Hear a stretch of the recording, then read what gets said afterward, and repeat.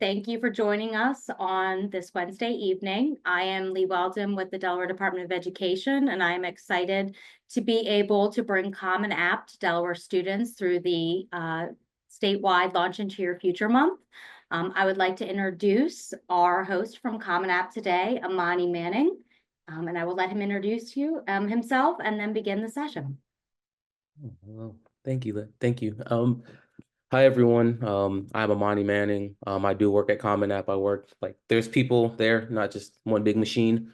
I do student engagement. So typically it looks like walking parents and students through the Common application. And that's what we'll be doing tonight. I generally like to say if you have questions, please put them in the chat at any moment. Don't be afraid to ask.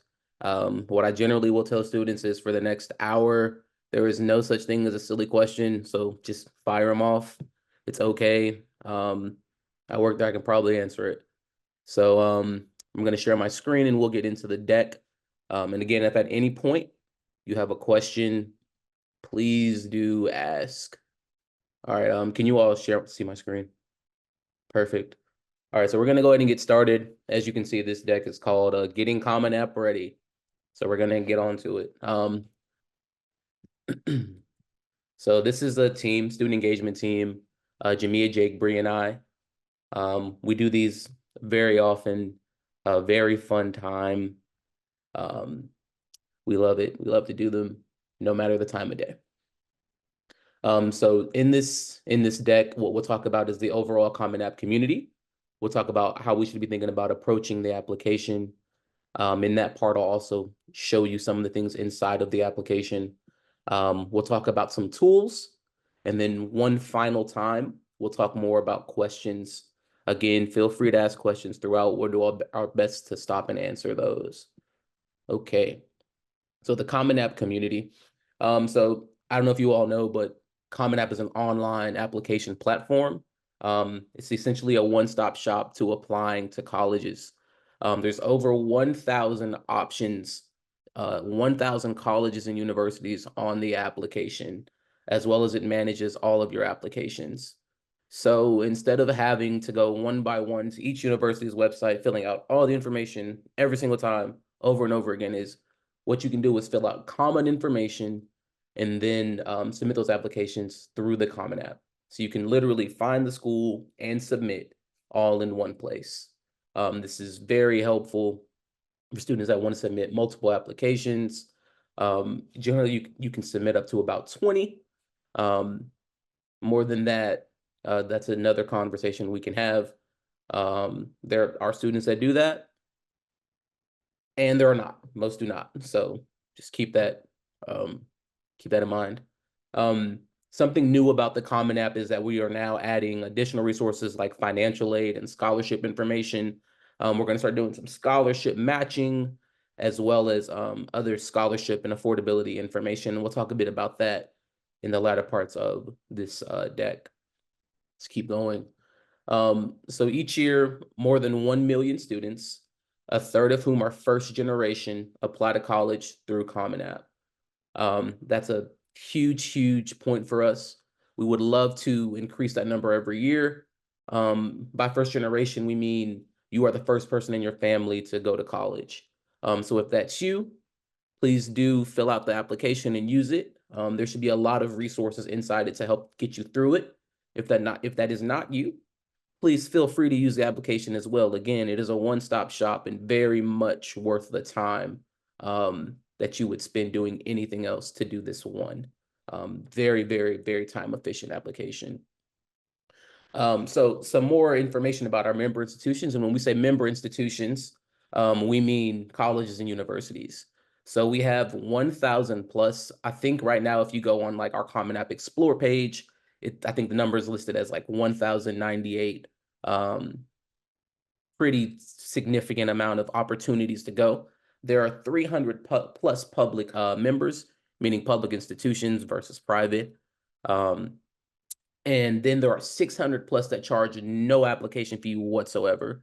So that means, yes, that you have the opportunity to apply to over 600 plus universities for absolutely no charge. So if affordability is something that, application fees are a boundary or a barrier, there are 600 plus opportunities inside this application to submit something for free. So absolutely free. I like to make it a point to tell people that Common App, the application is absolutely free to use. The only cost associated is the application fee. And there are over 600 plus opportunities for it to be completely free. And I want that to be forefront of mind. You can search in our college explore page and see which applications, which universities have no application fee. And I'll talk about that later.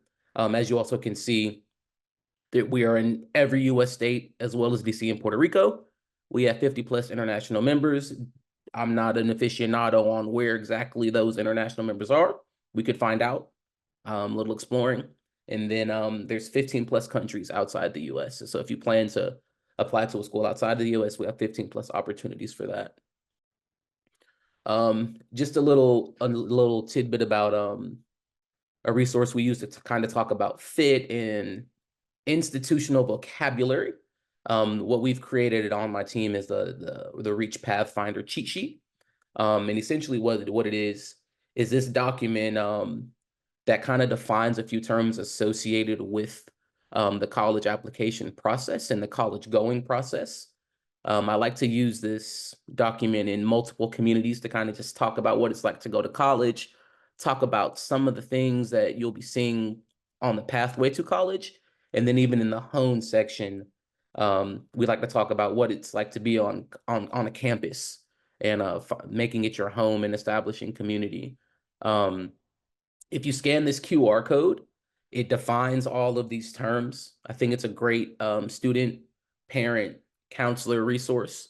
It kind of can bring everybody and level the level set for everyone, so you can have a good conversation. Also on the QR code, the document's also in Spanish. So if there's anyone whose first language is Spanish, that could be a very helpful document to understand. Another way you can use this, if you want to just practice your Spanish, you can have the documents open side by side and kind of get it's a possibility. But yeah, a lot of terms are defined that are associated with the college going process in this document. I think it's very helpful personally. One of the big things that we often talk about is early action versus early decision versus regular decision. And we'll talk about that a bit more as we move forward. But there's some affordability information under the confirm tab. But all these things will be poignant as you apply and as you think about which of the universities you want to go to and apply to. So you don't have to apply to 20. You can apply to however many you need and feel like they're a good fit for you. A place that you could call home, because you're going to be spending time there and it should be a safe, fun, happy space for you. So we hope this document guides you towards that end. All right, back to the Common App. Like I said, we talk about early action, decision, and regular decision. Early action is like traditional before either generally it's around November 1st, 15th. It's not a binding decision though. If your student does this, they can submit as many as they want early. We know the benefits of submitting early, but this is just regular early action. That information, the early action application deadlines will be listed inside your Common App profile. Typical, nothing crazy here. The thing that's a little bit different is early decision, which is a binding decision. And it essentially means you want to go to this one school and you're informing them of that. And that's why you're applying to them early decision. That's normally abbreviated as ED. If you are accepted, the university expects you to come to that school. You are similarly legally binded to that university once they accept your application early decision. So if there's a really one school you want to go to, I would say that's a good option for you. It also demonstrates to the school that you have made up your mind where you want to go. And that definitely means something to people that are doing admissions. And then finally, regular decision, again, non-binding. There's a bunch of different dates for this. Some are January 1st, and then some are as late as May, June, just depending on what's going on. I know last year with FAFSA, a bunch of schools pushed back their acceptance dates. And depending on what happens this year with FAFSA, we'll see about what happens. But that's just common information to know. Again, this information is what's inside of that Reach Higher Pathfinder. It's conversations like this that will provide clarity and a sort of an opaque application process. So just wanted to demonstrate that real quick. Okay, let's talk about approaching the application. So this is actually what, as of 2 days ago, what the website looked like. The website has changed just a little bit. So again, it's pretty much the same. There's still like a find a college, plan for college, apply to college, support your students. There are an additional 2 tabs though at the top that are for students and for counselors, or I meant for counselors and for parents. So instead of it just being in this one tab that's about support your students, you can actually panel it at the top, and that's new as of 2 days ago, 1 day ago, yesterday. So that's fairly new, but this is our website. If you Google commonapp.com, it'll come up with commonapp.org will come up. You can create an account from this space too. For parents, you can also create what's called a test account. If you're curious to see how the application works itself, you can get in there and figure it out. For counselors as well, if they want to familiarize themselves more, that's something you can do. But students specifically, this is where you'll go when it's time to create an account. You'll hit this button. It'll ask you 5 short answer questions. And we make sure that we use our personal email address to create an account, and you get started. We also have a mobile app that can be found in the App Store and the Google Store thing. I don't know what it's called personally. Obviously I have iPhone. But it's in both of the app stores. You can check in on your app. You can use it the same way that you would use the app like on your computer. It's just mobile friendly. All of the options, all the things still work. So pretty simple stuff, but we do offer a mobile app, pretty useful.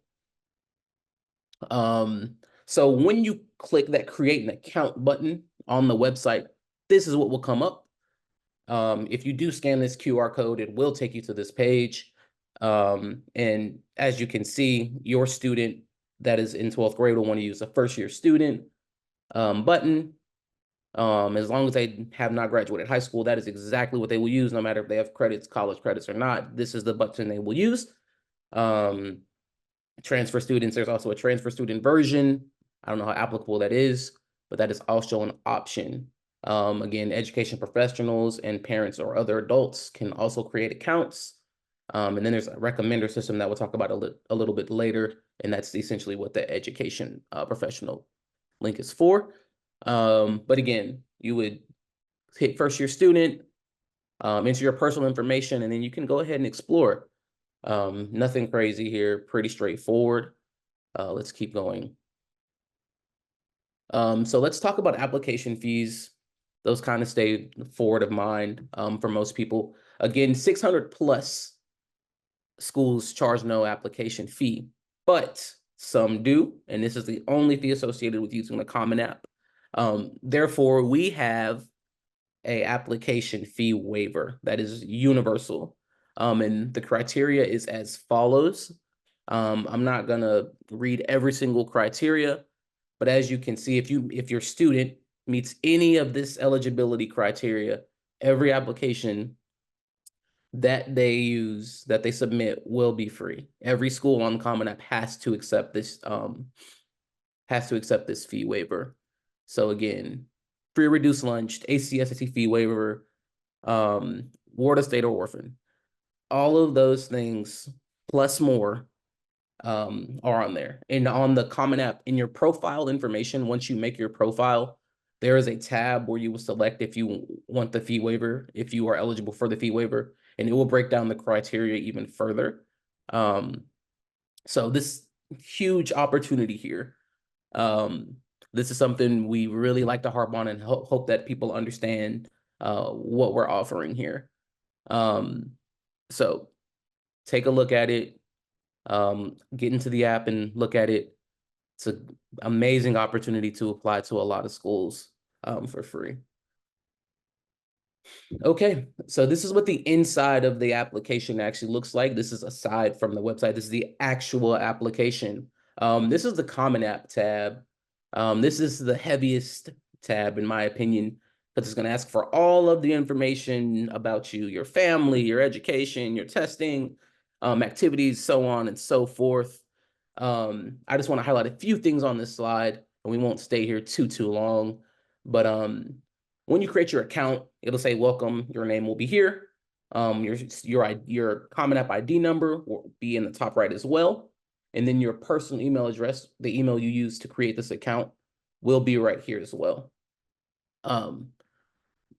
Pretty straightforward, but I know some students are not aware of where their Common App ID number is. If you have an issue with your account, they'll ask you either for your email or your Common App ID, and this is where you can find it. Just so we all are straight on that. Oh, whoops, sorry. Again, this is the basic profile page. It's going to ask you all of your information, all your course information. If you're a part of a CBO, which is a community-based organization, this is one of the main sections, and this is the part that really, puts us apart from other applications, because again, you only have to do this one time. Once this is done, it is done forever. This is what's replicated into each application that you want to submit. So fill this application out, and then you can have fun. That's kind of how I think about it. It's very necessary. It's important to understand that this is what your resume actually looks like. If you're a student, just get that all in one place so you have that information. If you've applied for jobs or will be applying for jobs in the future, which probably most of you will, this is what they'll be asking about. Everything here is self-reported, grades and testing as well. After you finish this, your counselor will be prompted to submit your official transcript. So just do your best to report your information. We all know that a GPA can go from a 3.76 to a 3.8. Nobody's gonna call the police on you. Just do your best to submit that information as accurately as possible. Because again, it will be submitted on your official transcript when you apply. Yeah, so that's the basic Common App information thing. And what we'll talk about next is we'll talk about testing activities and writing. Those also tend to be a bit more bulky section. And one more thing. If you ever have a problem in this application, you can always click this. The individuals that work in the Solution Center, great people, some good friends there. They answer a lot of questions every day. They answer a lot of my questions every day. Phenomenal team of people. And if you person averse, the FAQs are also pretty good. I find myself, when students have very unique questions, just surfing FAQs. Generally, I'm not used to FAQs being that good, but our FAQs are like that. Like, honestly, they're pretty up there. So I would use those resources when necessary. Okay, so let's talk a little bit about the writing section. One of the bigger sections of our application. You get to choose from 7 different essay prompts: personal growth, facing adversity, background, any interest or talent. Gratitude is one, and there's a topic of your choice. Some schools, not all, require essays. Every school that requires an essay will accept the Common App, one of the 7 essay prompts. Some of them will ask you for supplementary essays. Those are just unique to each university. That will be listed on the comment on the college's tab on your page. All the essay prompts have been the same for the past 3-4 years. So if anyone is familiar with the Common App in your circle or community, they have written about this. It is okay to ask for consultation or guidance around these things. Again, though, this is your essay. There's a 650 word limit, and I like to tell people that this is a time to start working on your ability to be concise. I know, like, throughout my undergrad and graduate degree programs, Conciseness made every professor I ever had my friend. So if you can start to grow that skill during these essays, I'd say you're moving in a pretty good direction. And again, by conciseness, I mean like not writing over 650 words, being specific to your story, and just not wasting a lot of words. But yeah, all these things, all essay topics, fun times. Start writing immediately if you can. Start planning at least. Um, nothing crazy here. Just regular. What the object of this is to try to paint a picture of who you are, an aspect rather of who you are to the admissions counselors, just to try to get so they know who you are, so they know who they're admitting. Each topic though gives you a lengthy opportunity to get into that. We'll get into the activity section next. So in our activity section, you can report up to 10 activities. We understand that people may have more or less than that. It's up to 10 though. Some of the things you can talk about in the activity section is if you're in a club, you play a sport, even family responsibilities, work or volunteering, or even other experiences that have been meaningful to you. That gives you the freedom to document again who you are for the college or university that you're applying to. A big one for me is, do you have any activities that you wish to report? Yes. And then do you intend to participate in a similar activity in college? When I think about how I would prioritize putting in activities, I would think about it like threefold. Leadership opportunities in an activity. I think that would be higher on my list. An award I got in that activity would be higher on my list. And then how long I participated in that activity, probably a bit higher. And again, make sure we're hitting if you intend to participate in a similar activity, even if it's like club sports, which is like not collegiate division 1, 2, or 3 things. It's kind of more for funsies. Report that, and then I intend to do that. Just to break this down just a little bit more, all these boxes are either select or open answer. They're just going to ask you which grade you did it, when you did it, how many hours per week you did it, and how many weeks per year you did it. So just estimate to your best ability. Don't do crazy numbers though. We can all do basic math. But yeah, that'll just help people understand kind of how you're spending your time. What you do to spend your time on is valuable. I think that's important to understand. What you're doing with your time is valuable. I'll just say that and leave that there. So report that.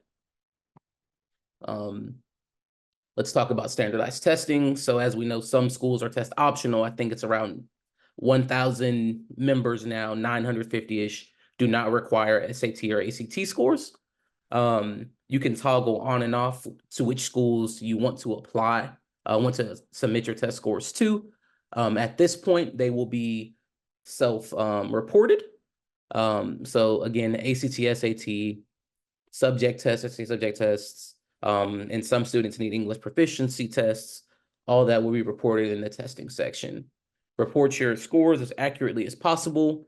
If your school is one of the schools that does require test scores, they will be reaching out to you and asking you to send official score reports if required. But again, you can toggle on and off which schools you want to report your test scores to by hitting no here. And then there's another place you would hit no on the My Colleges tab. So again, it's pretty straightforward here. Do not lose your mind over this, please. Places that do not require test scores, if it's not a good test score, you don't have to report that. We all have bad days. That does not define who you are. There are other places in this application where you can show them who you are, and I can guarantee you they care more about who you are than a perfect test score. So do your best with that information. We're going to keep this thing going. So this is what the My Colleges tab looks like. As you can see, if we could scroll down on this, this is where you'll be able to see your application fees and information. Pretty self-explanatory what application fee is. This also has all the contact info for the university. Once you submit your application, it is out of our hands. At that point, you would need to reach out to the university. If you still want information about the university, you can always go to these links. You can do a virtual tour. I encourage students to do virtual tours if they cannot get there in person, just so you know what you're getting into before you apply. I think it's important to be somewhere, again, where you feel safe and comfortable. So it's important to kind of do that. Again, it's okay to call them if you have questions. They love talking on the phone, can guarantee it. It's okay to email them. That might take a bit longer for them to reply. But if you have questions for specific universities, please feel free to use the information that is on this page. If there are writing supplements, they will also be on this page. As you can see on the left side, it says writing supplements, questions, review, and submit writing supplement. This is where it will be. This is where it will be listed. I would say once you fill out the Common App basic information, I would come to this tab and really figure out what's left for me. Yep, and so that's the My Colleges tab. Again, your decisions information is here, application fees, and then right below this are the writing supplements informations. Okay. A newer tab in Common App is the financial aid tab. We don't do FAFSAs. We don't do financial aid, like government financial aid. That is done by the government. And if you get into this and you click types of financial aid, FAFSA will be the first one that comes up, and it will take you to the FAFSA website. There will also be a net price calculator over there, just to think about, again, affording college and trying to figure out exactly how much this thing will cost. I think the government's one is pretty good, pretty straightforward, works for most universities. Newer to this is applying for scholarship information. There should be more and more information coming out regarding scholarships. You can find scholarships for specific schools or for companies. I know Westbridge has information on that in this tab. And what it does is essentially the information that you fill out on your application is then filtered into the scholarship information, and that's how they see who and what are qualified for certain scholarships. The scholarship list is building though. It's pretty small now, but we're growing it literally within every iteration, so every month. Again, here's more information about scholarships. This is what it will look like. Again, one of the scholarship companies where we associate with is Amazon. That's one of our partners. Scholarship America has even more scholarships. And so it's integrated into the app now, and they will notify you from here if you are qualified for any scholarships through their service. I think it's a healthy integration. This is in the financial aid tab, and again, the information that they're using to figure out eligibilities comes from that My Colleges and My Profile information. So again, filling that out is really the key to unlocking the future, if you will. So we'll keep going. One of the more important sections that we try to do is if your student is in a community-based organization, please do select that so that we know. We'd like to keep that information and see who, what, and where community-based organizations are making a footprint and how many of their students are we actually helping. That's just a quick click in the education tab. It's going to ask you specifically about CBOs, pretty straightforward stuff. If you are not affiliated with CBO, just click 0. Okay. There's a video link here. I wonder if it'll work. Let's see real quick, because what the next slide is about direct admissions. So that's direct admissions is making applying to college simpler and less stressful. Using information from their Common App, we match qualified students with college acceptance offers before they apply. Many colleges will even waive application requirements like the personal essay or will guarantee financial aid. If a student is interested in an offer, they submit a free, non-binding application through Common App to accept. Colleges verify their information and send an official acceptance letter. With direct admissions, Students feel worthy and welcomed on a college campus. Okay, so that's just a brief bit about. Nope, we don't want that. Common App. Sorry. Our Common App direct admissions. This is a newer program. And what it does is it allows students to get offers, conditional admission, in their Common App profile. So first generation low and middle income students, this specifically is a program for you. What it'll look like is a bunch of offers will be listed in your My Colleges tab, and you will select which ones fit you best. There's no application fee associated with these schools. And a lot of them do not require anything like a personal essay or any recommenders required. How they figure out if you're qualified is based on your profile information. Once again, that's how they find out eligibility criteria. So again, that first page on the Common App, the common portion, is essential to fill out. A lot of them actually are offering financial aid packages as well to qualified students. So this is an opportunity to get some admissions offers under your belt. So our participating colleges are all around the country, 35 public institutions, 80% have waived requirements being fees or essay or recommender. They're all over the place. It's important to add them to your My Colleges tab once you see the offers, and explore which schools are appealing to you. Yep. So again, I've said some of the criteria that comes from this is in that Common App profile page. Your cumulative GPA, that's what they'll ask you about, parents' education level, permanent home address, and your fee waiver response. That's how they know that you are eligible for our direct admissions program. Again, we encourage you to explore those colleges that are offering you admission, and submit your application by the deadline. There should be no fee to do this. So pretty straightforward thing. It's going to take some researching on your part, but they are already live. If you have an account and you're eligible, you probably have already seen some of these offers. But I encourage you to explore those and really figure out if these places, if these universities are good fits for you.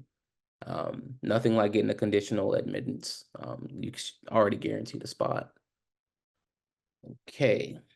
Oh, and this will last throughout the year. So until their final application deadline.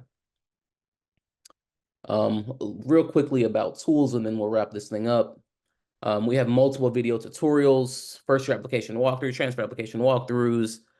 We have quick videos on breaking down the essay prompts and answering FAQs. There's also information about our recommender system, which we'll talk about a little bit. But pretty straightforward, pretty standard stuff. All of these are on YouTube.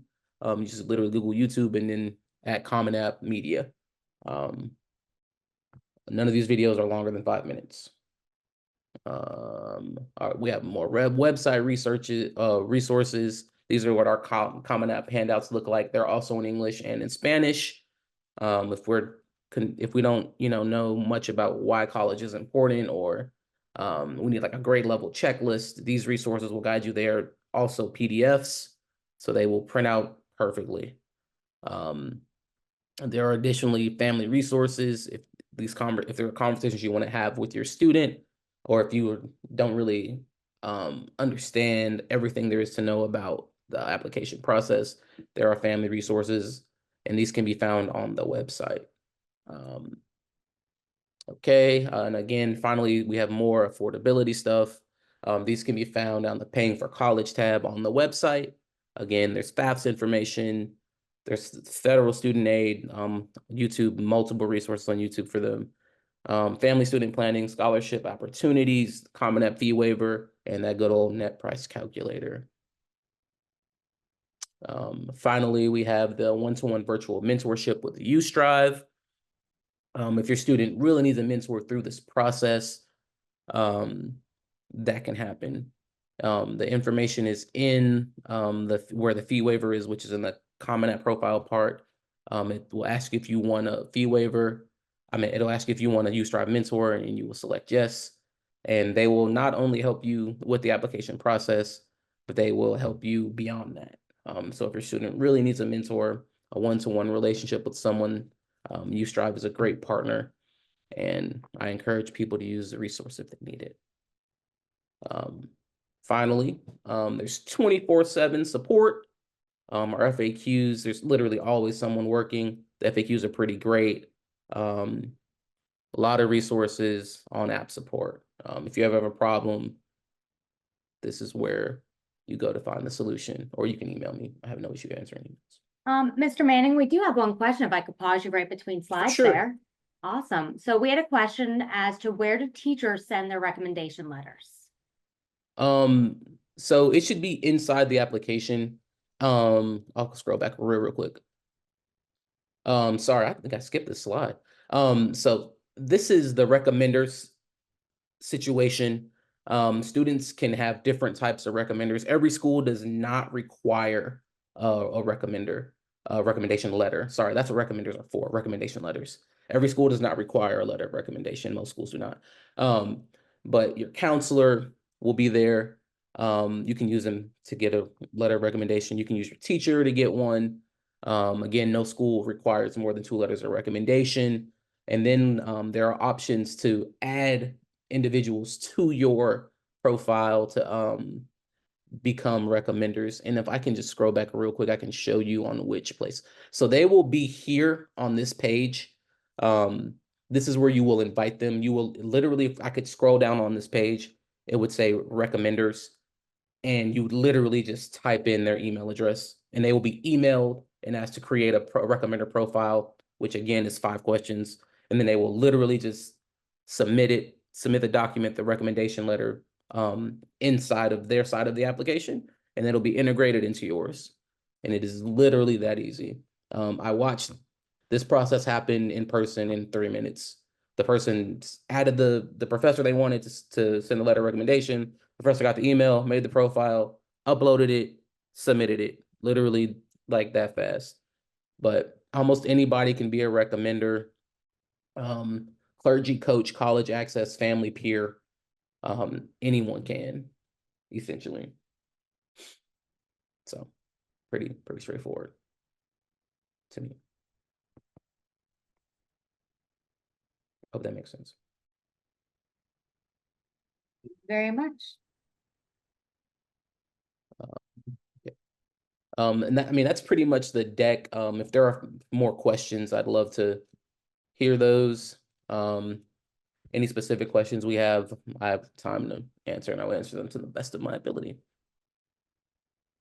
If you have any questions, feel free on the bottom where it's participants chat, raise hand, share for question and answer, add your questions in, and we can pass them along.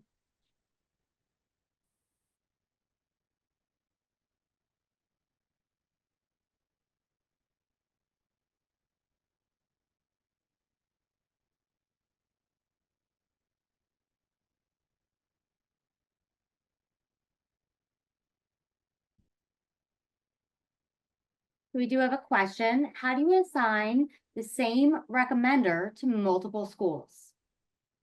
You have to add them. So one of the wrinkles in Common App is that each application you send is essentially its own application. So in each of these, you'll have to add that person. So in each of these My College tabs, you'd add them on this one, send them the email prompting. You'd open George Mason essentially up, type in the email, submit the email prompting. You have to do them one by one for now. And that's because literally the requirements for each university are different, and not everyone needs that. So we've had to do it like that. And I know that can be a pain, but I promise 3 clicks is not going to kill you. It's better than it just not working completely. We had another follow-up question. Is the recommenders part only available for certain schools? They are not seeing it. So if a school doesn't require it, it won't be a option.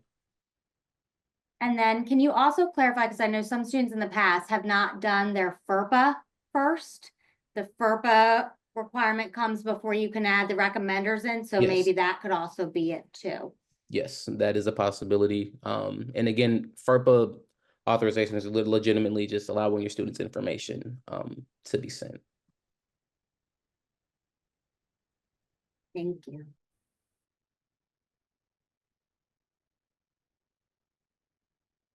Again, if you have any questions, please put in the question answer or in the chat.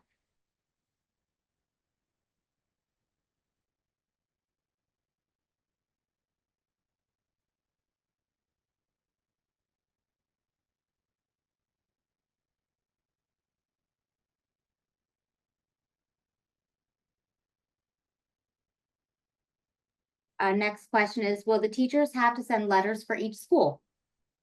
It depends on the school's requirements. So they shouldn't, most of our colleges do not require it, like most, not just like kind of like 950 plus do not require it. So it really just depends on the university. And if you are facing trouble in figuring out how to get a letter of recommendation, there's Common App ready, essentially documents, planning documents that will help your student create a brag sheet, which they can then give to their counselor or whomever is writing that letter of recommendation if they need a little guidance on that.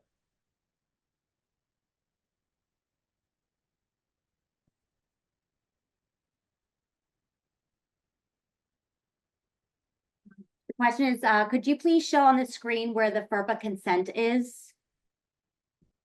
I can't show you on this, but it is on the My Colleges tab. It would be right here on the My Colleges tab. And it's going to be recommenders and FERPA. That's where it'll be.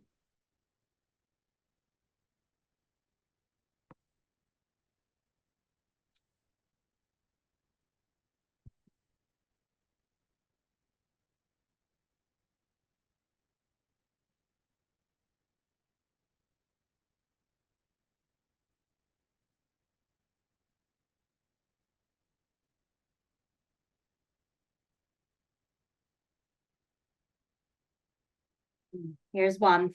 Does the SRAR sync with the Common App, or is that sent separately? I am not sure. So it does not sync at all. Once you submit your common application, you will receive an email confirmation that it has been received and a login for a portal on that college's website to which you will have to link your SRAR with. In a moment, we will post a how-to guide as well as all the schools that are currently requiring the SRAR. So if you give us a minute or so, we will pull that up.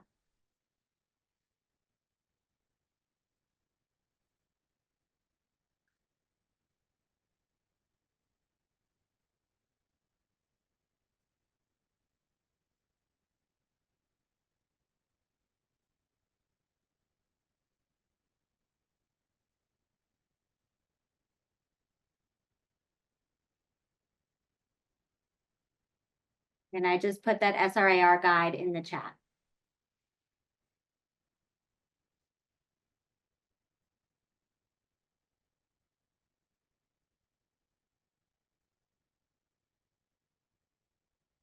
Please continue to send any questions. We love it. We love sharing resources, and we're really thankful that Mr. Manning is here with expert advice and guidance for us.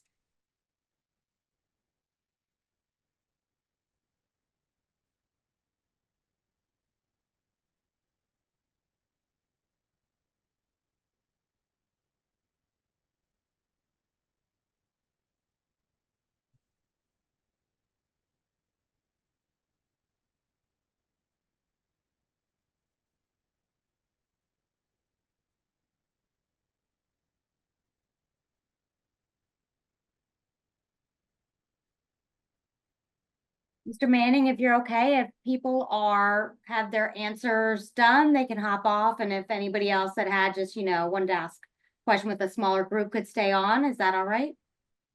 Perfect. Awesome. Thank you, everybody, for attending Launch into Your Future Month with Common App. We appreciate your time, and a big thanks to Mr. Manning for all of his resources and information. If you have follow-up questions, feel free to stay on and we can answer those. Thank you.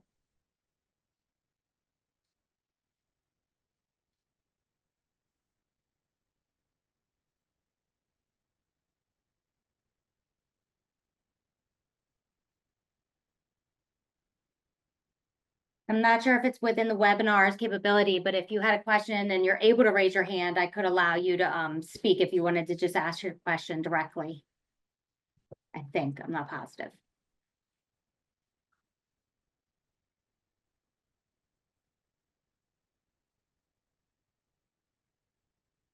That is correct. If the school is that you're interested in applying is not on the SRAR, you do not need to complete it, but you still need to complete the academic portion of the Common App, which includes all of your courses and your past courses that you've taken.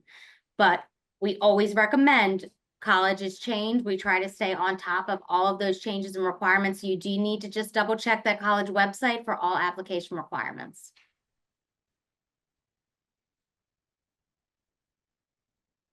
And with that SRAR, it does have to be done before the deadline of the application, which means you need to get your Common App in and then get that SRAR completed before the application deadline.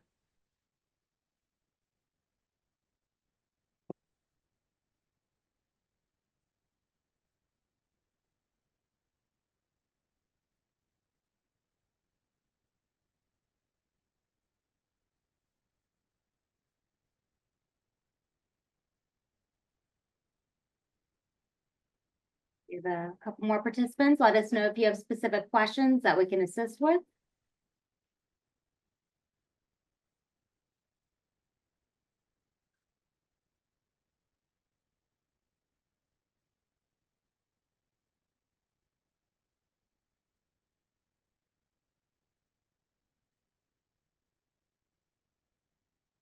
Could you clarify, we received a question, is it a requirement or optional? If you're referring to the SRAR and it is one of those colleges listed on the flyer I sent, it is required and your application is incomplete and will not be reviewed until you submit the SRAR along with your common application. So it's two parts on two different websites. So again, if you don't have that SRAR in and you're on that college list, your application is not complete and will not be reviewed. There is no optional. If it's not on the list, you don't do it.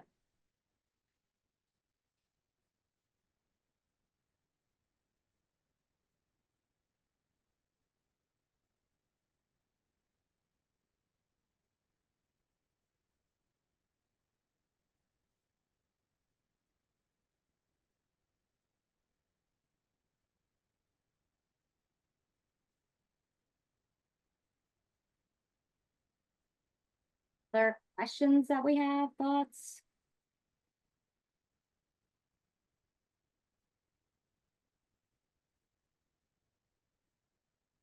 So we'll give everybody maybe a minute or so more. If you've got a question, you're typing it, just let us know you're doing that. Otherwise, we're going to assume that all questions have been answered and we're kind of shut down the webinar, but we don't want to stop anybody that's typing a question that might be a little longer.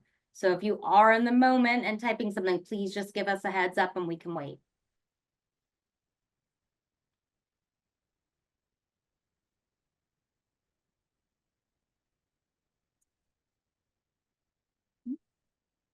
Great, thank you. We appreciate that. So we do have a question, so we're going to hold here. Take your time typing it out. Or I can even allow you to talk if you'd like that, and I can just type if you'd like to talk and I can unmute you.